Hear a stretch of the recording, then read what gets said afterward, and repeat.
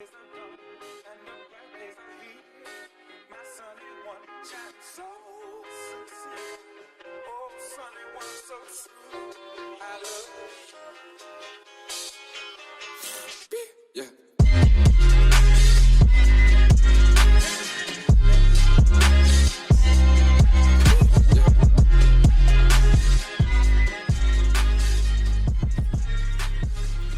Hello everybody, today's video is going to be about how to deal with toxic players. So now toxic players are people we come across all the time in our competitive games.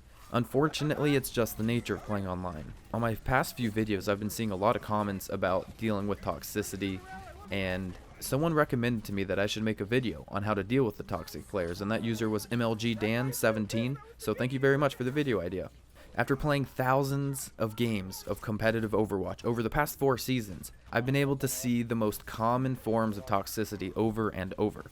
The most common form of toxicity is when an entire team is blaming one player for the team's loss. And now I call this the scapegoat theory. They're making that player solely wear the blame for the loss. So who are the easy targets for the scapegoat toxicity? And I wrote this one down. The easiest targets are everyone but tanks. And this is kind of funny because tanks are technically the biggest target. But what I mean is, if you think about it, in your games when people are exploding on each other and your teammates are just griping with each other, what is getting said? It always starts off with stuff like, our DPS is not DPSing, or I'm getting no heals. It's never about the tanks aren't tanking. No one's saying that. It's either healers aren't healing or DPS is not DPSing. And that's just an observation here. So if you play a lot of DPS or if you play a lot of healers, you're probably very familiar with what I'm talking about.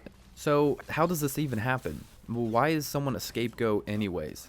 One person will blame one of your teammates, and then the rest of your teammates will also blame that one person, like a monkey see, monkey do, and they're just going to join in.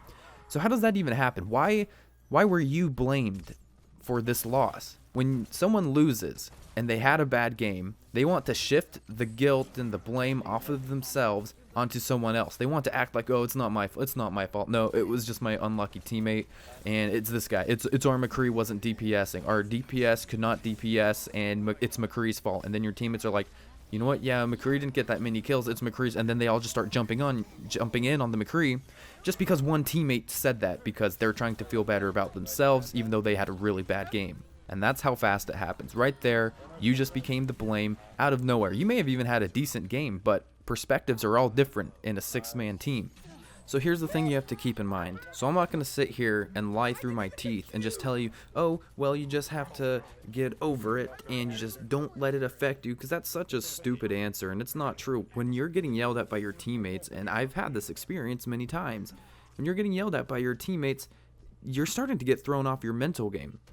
So now the question is, what do you do? Our options are seriously limited. Leaving voice chat is just going to tilt your teammates even more. You're just going to think that they're talking about you the whole time and blaming you even more, and you're not there to hear it.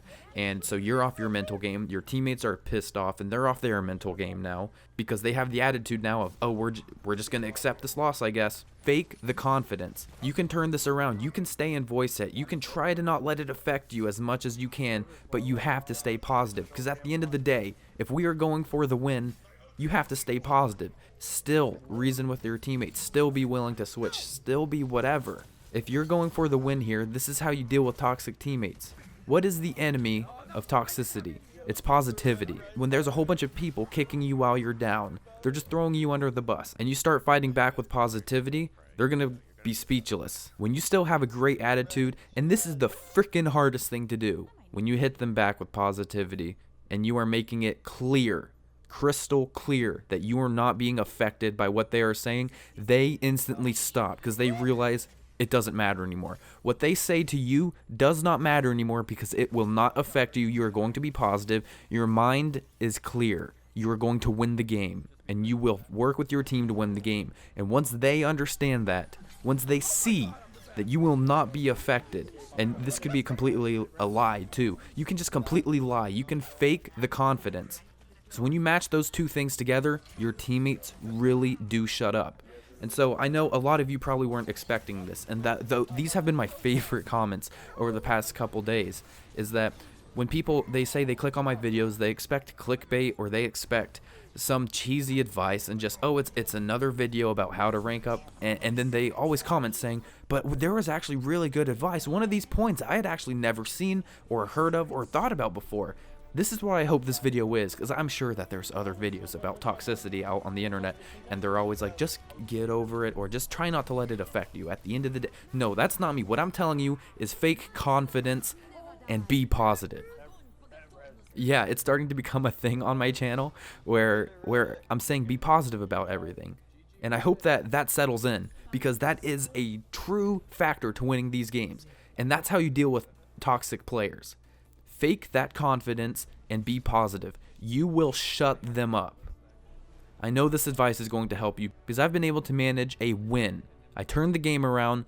We were going to lose, and I managed to turn it around because I faked confidence and I tricked my team into thinking that they weren't affecting me. I was being affected. It sucked.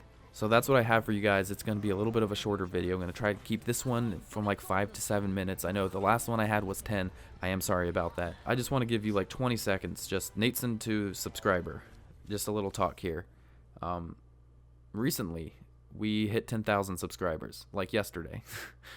And guys, a week ago, I had 1,000. I'm completely at a loss of words. You guys have no idea how much it means to me that you're sharing such positive comments on the videos, and it's really a lot to take in right now. I never expected numbers ever like this. Like, I thought 1,000 was really cool. Guys, just seriously, thank you so much. I could not be more honored.